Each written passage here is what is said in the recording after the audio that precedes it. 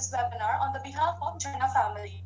So before we begin, I would like to remind you all of one thing. Kindly keep your microphone in mute, and once this session gets over, you can put up your queries and any questions in the chat box.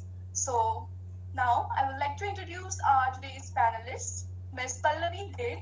So she is a supremely talented girl, the girl who is the gold medalist at International English Olympiad, holding several experience of social work, volunteering of child rights and youth and whatnot. I again welcome you, dear.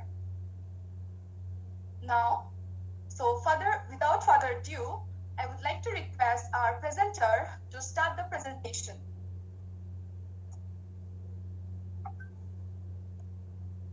Farinda, kindly share your screen.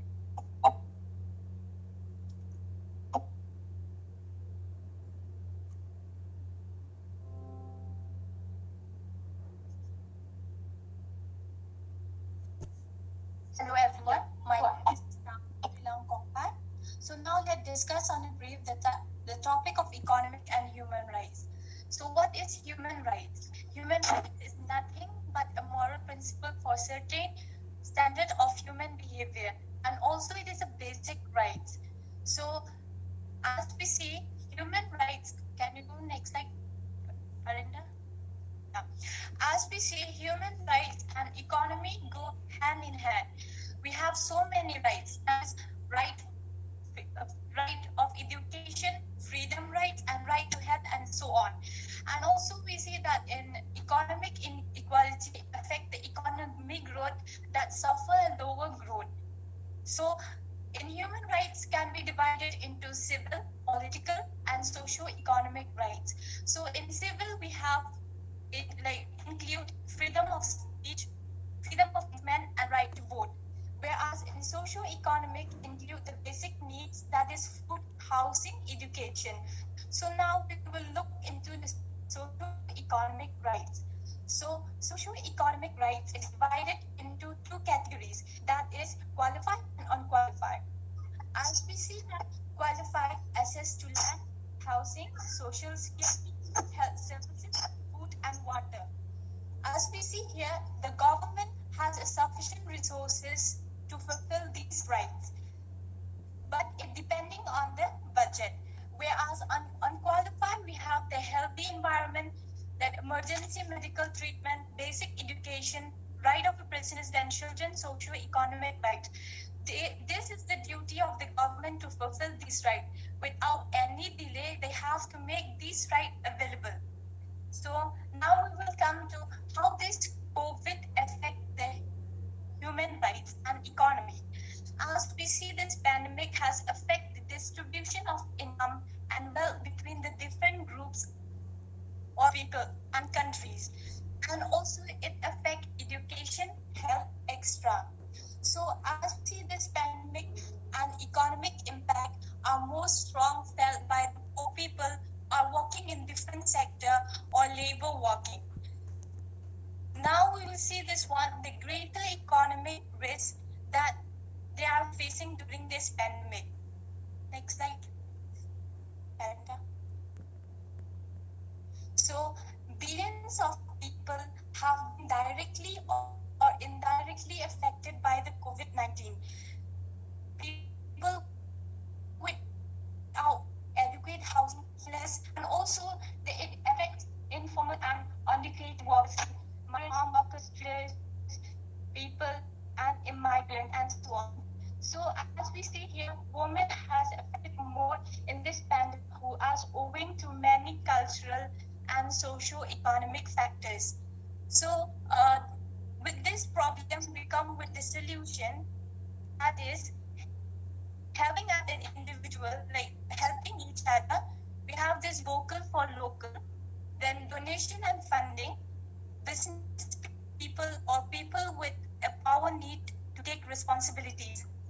We have put here with one example, that is a Bollywood actor, that is Sonusu, who helped the migrant workers during COVID-19, which also he received the Leadership Award 2020-2021 by FOSS. So that's all about economic and human rights. So now we'll let Upasana to take forward. Thank you. Okay. Thank you, Daphne, for highlighting the subject matter, for giving us the brief about what is human economic and human rights all about. So now, I would like to ask our panelist, Ms. Pallavi, to kindly share her input onto it.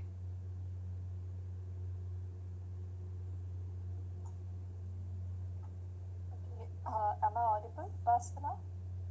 Yeah, And visible? go ahead. Okay. First of all, thank you, Charna Foundation. Thank you, Pasana, for having me for today's webinar. To start off with my inputs, I would like to say that human rights are not only violated by terrorism, repression, or assassination, but also by unfair economic structures that creates huge inequalities.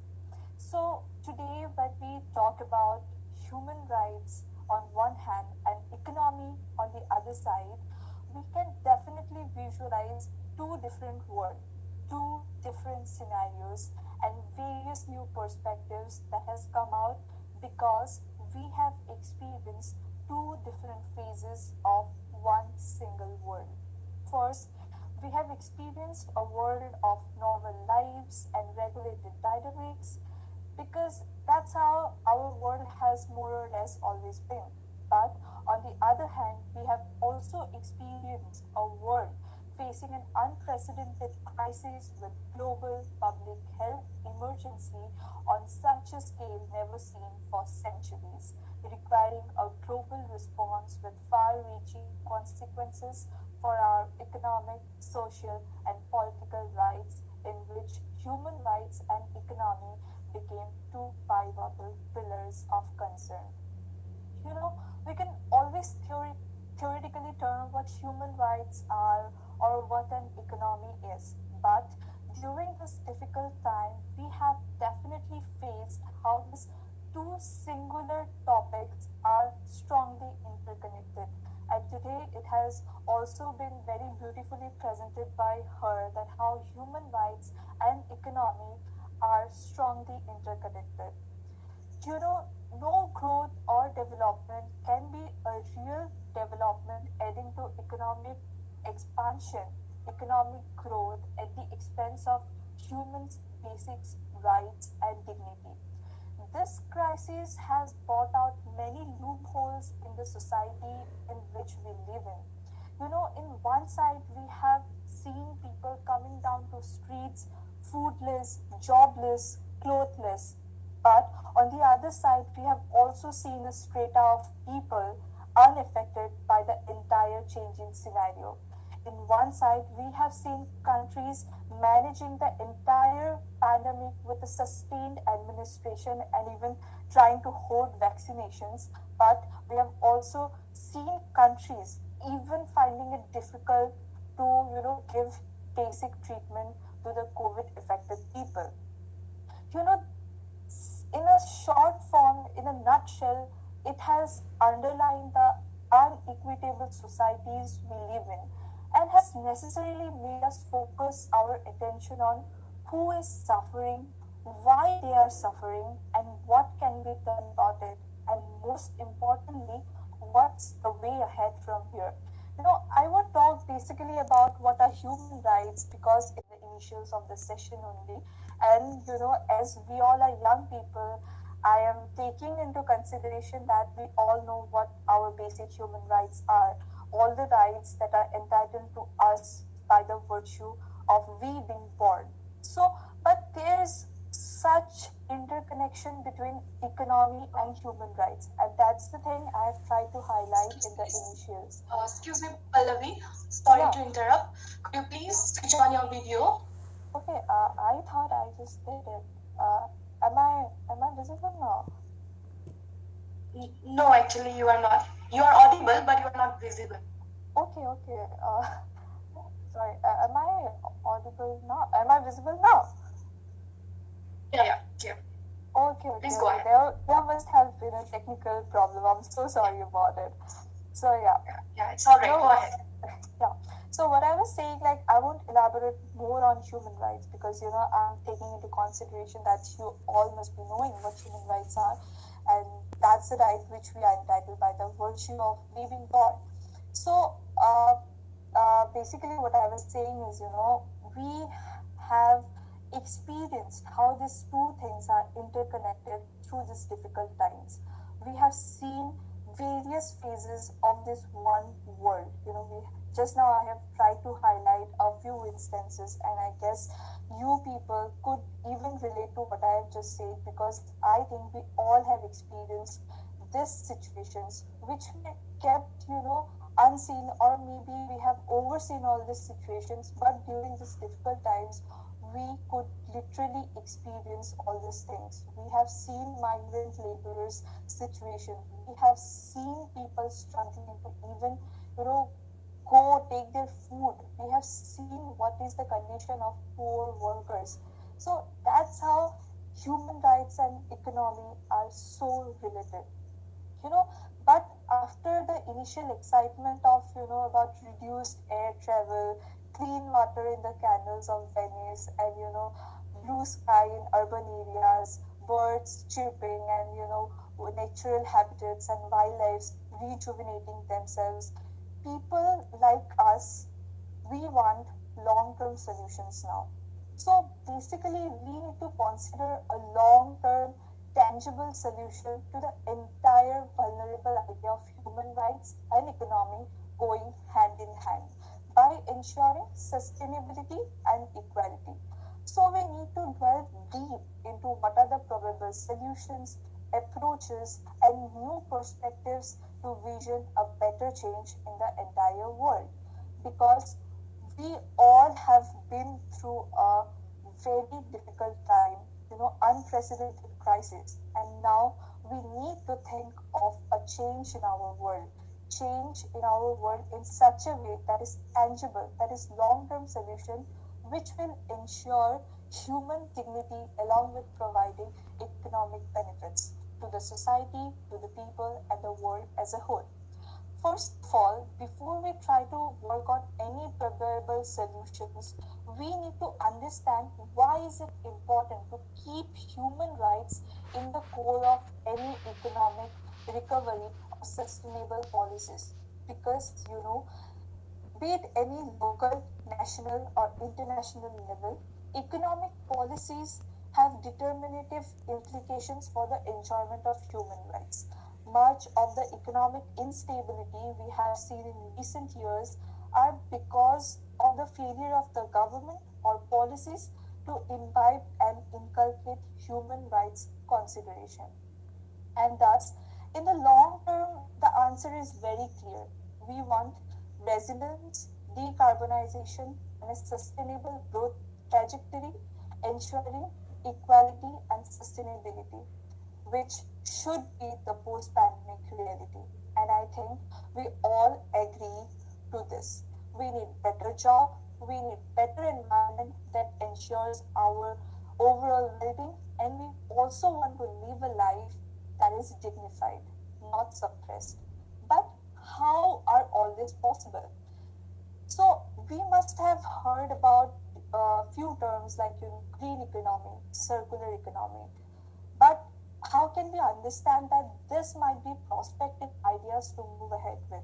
So I will, give it up to you guys to decide whether a circular economy might be a probable solution to all the things that we have been facing and can be a way ahead.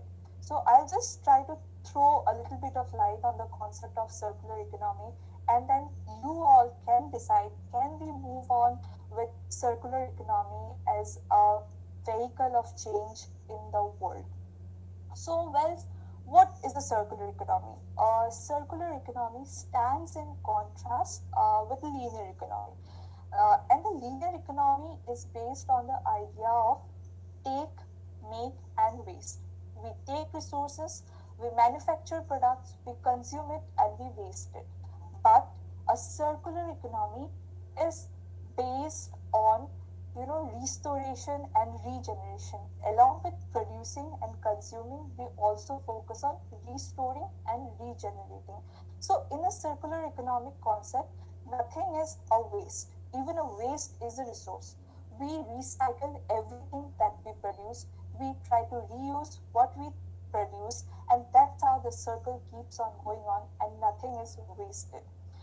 In a circular economy, the focus is given on eliminating waste by reusing, recycling, and refurbishment of equipment, products, machineries, and infrastructures for a longer duration of time.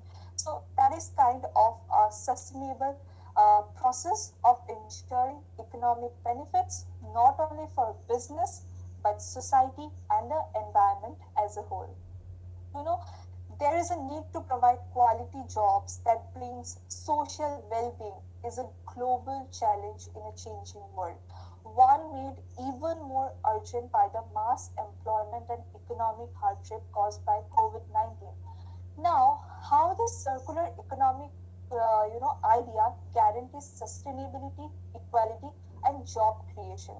How this economic structure can create more jobs because we and our entire world have mostly been in the linear economic model where we are taking resources, producing and wasting. And in the linear economy, we have seen how jobs has been drastically lost during the pandemic. But I believe if we would have, gradually imbibed the circular economic concept, we might have been able to, handle the economic losses happen in the crisis due to COVID-19 in a better way. So how this circular economy also helps in creating new jobs. Okay, so well, the idea of recycling materials, it's itself a huge job creating hub. Okay, new jobs will be created in the fields such as recycling, services like repair, rental, or in new enterprises that spring up to make new innovative use of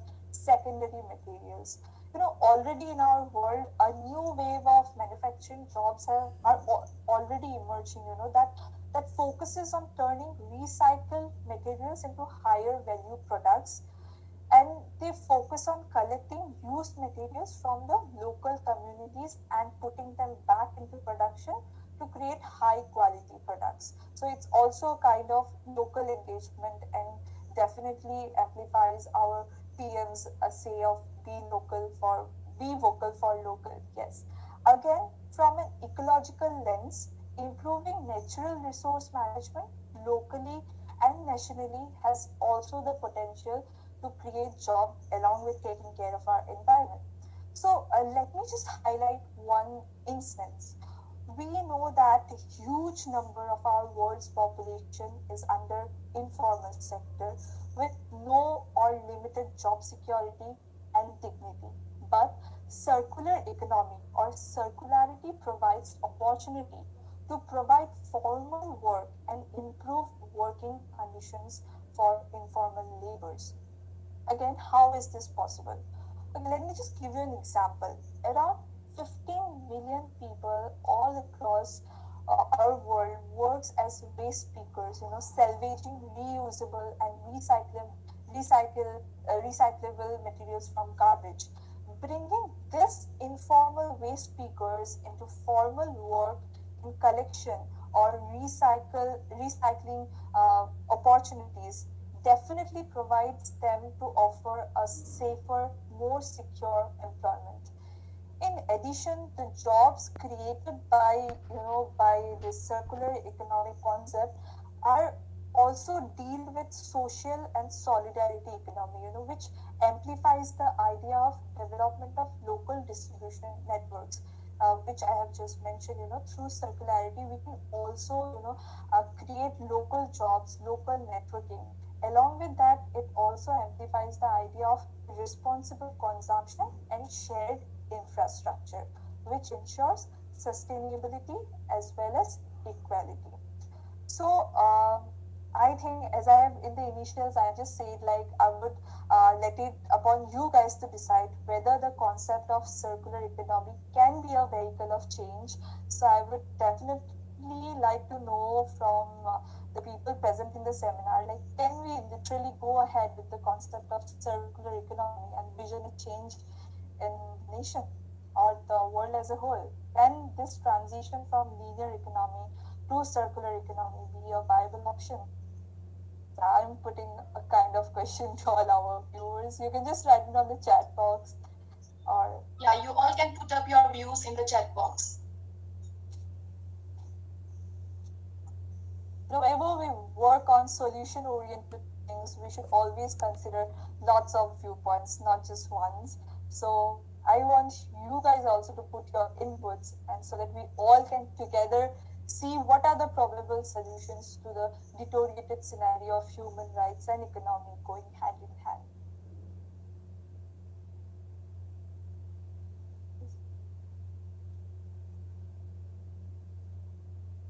It seems like they wanted you to wrap up with this all thing. Okay, someone I just like circular economy can be said as recycle. Yeah, basically yes. Circular economy, as I've said, it gives focus on restoration and regeneration. As I've said, nothing is wasted there. Everything is kind of a resource there. Okay. So, I being a student of economics, even I want to see this transition from linear economy to circular economy happen, because in 50 years, maybe even not 50 years, in 1 2 decades, maybe in 10 20 years, I definitely want to visualize a world of equality, ensuring. Okay, I guess we have someone in the chat. Yeah.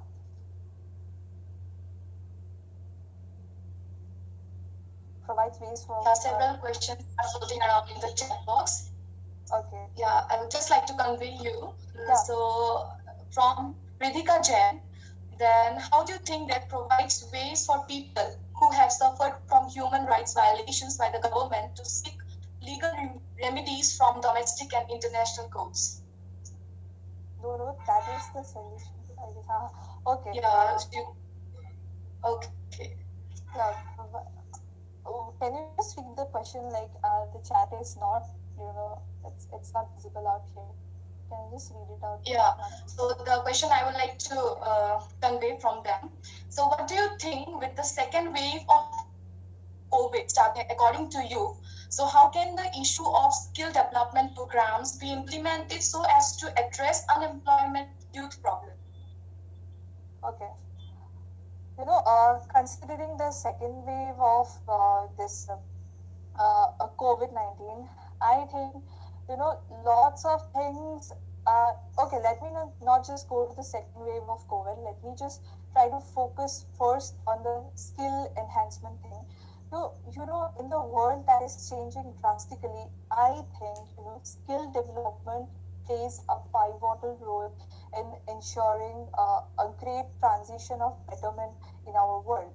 So, due to COVID, in one hand, the skill improvement that was happening has, in a way, have also slowed down. But in other sense, I would say that it has also, improved in a lot of ways. Now we have also understood how, how important skill development is for us. Why should we focus more on skill development?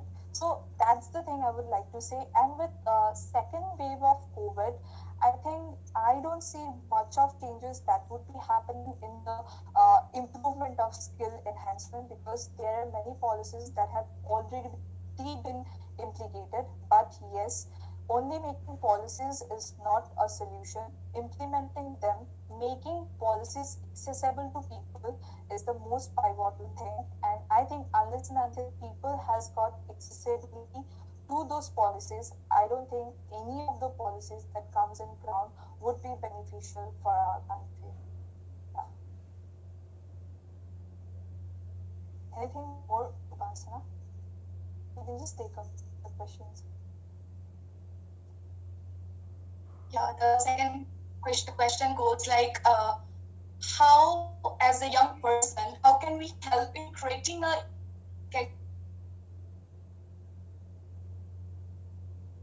an economy which is sustainable? Okay. So as individuals, yeah. Am I audible? Am I audible? Yes, you are. Yeah. Yes, you are. Okay. So, as young people or as individuals. Should I repeat the question? No, I heard it. Yeah. So, am I audible now? So, as a young person, how can we help in creating an economy which is sustainable? Yeah. So, as young people, the first thing, maybe to start off, answering your questions, I would just like to say that we need to remember consume less, consume better, and try to be a part of a systematic change. We need to consume less, we need to consume better, and we should, in any way, try to be a part of a systematic change.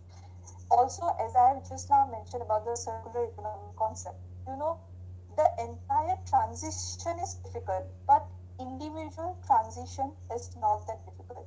Can't we just reuse things? Can't we just recycle things? Can't we just do it at our own levels?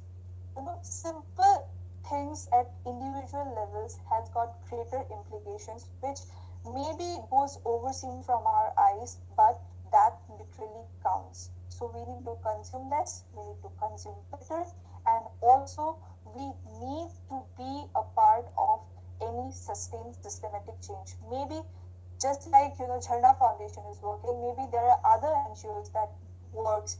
We can engage there. We can work for pivotal change in the society that leads to a sustainable growth.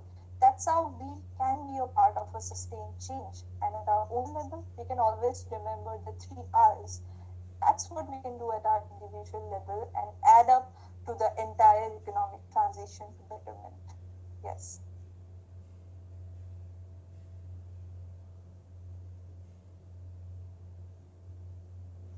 It seems really interesting when people communicate with us and give some interest. So I can see in the chat box so many questions are floating around. So there's one more question is there to address the issue of gender biases, which persists not only in our society but also and job market. Pay for equal work is still a dream in many sectors. How, as a youth, can we try to bridge the gap? Okay. Now, Shall I repeat the question? I think the most No, I heard it. Yes. So, as youth, I would like to say the most powerful weapon that we have is our voice. Our voice matters, our voice is heard, and we have got access to platforms that makes our voice heard to greater mass. Okay, if we take a scenario maybe many decades back, we would have never been talking about equal pay. We would have never even imagined about talking about our rights that we are not getting equally paid. But gradually, I think this thing is changing. Gradually, I think we are being vocal about our rights because gradually we are knowing what we should demand and we are getting access to the platforms that we need. Definitely, I think we should be vocal about our rights. We should demand, we should know what to demand, when to demand, and from where to demand. So, for that reason, we should be well aware of using the platforms nicely, making the most use of whatever we get. Maybe a simple social media post of yours might have great implications, and maybe hundreds of others like you would know that people are not getting equally paid. That's the power of our platforms to which we have accessibility. So we should know our rights and we should be vocal about our rights. There are innumerous campaigns that have started that are going on demanding equal pay, equal rights, and gender equal pay basically. So there are many campaigns that are already running. So at your personal level also, if you know your right properly, then definitely you can raise your voice, and that's the most powerful weapon you have. So use it wisely.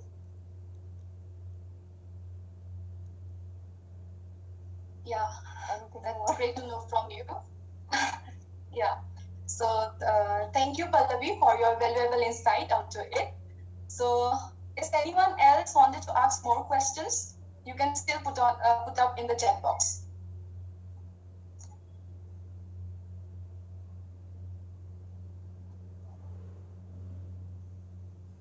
No, I guess we have covered almost all the topics so that no one is left with any more questions. So now, before we, since we have come to an end of our webinar, I would like to ask Ritika for the vote of thanks.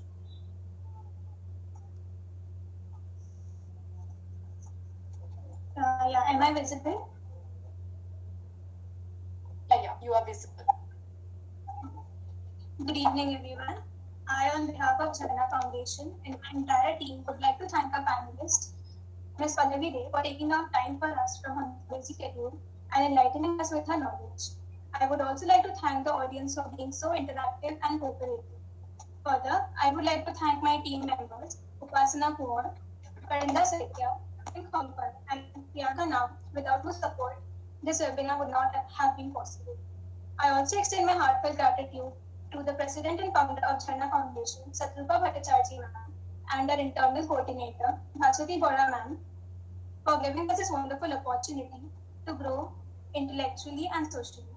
Good night, everyone. Bye. Thank you and good night, everyone, for being a part of this webinar. Thank you so much, everyone, for having me. Thank you. It was amazing. Thank you. Bye-bye. Yeah, good night.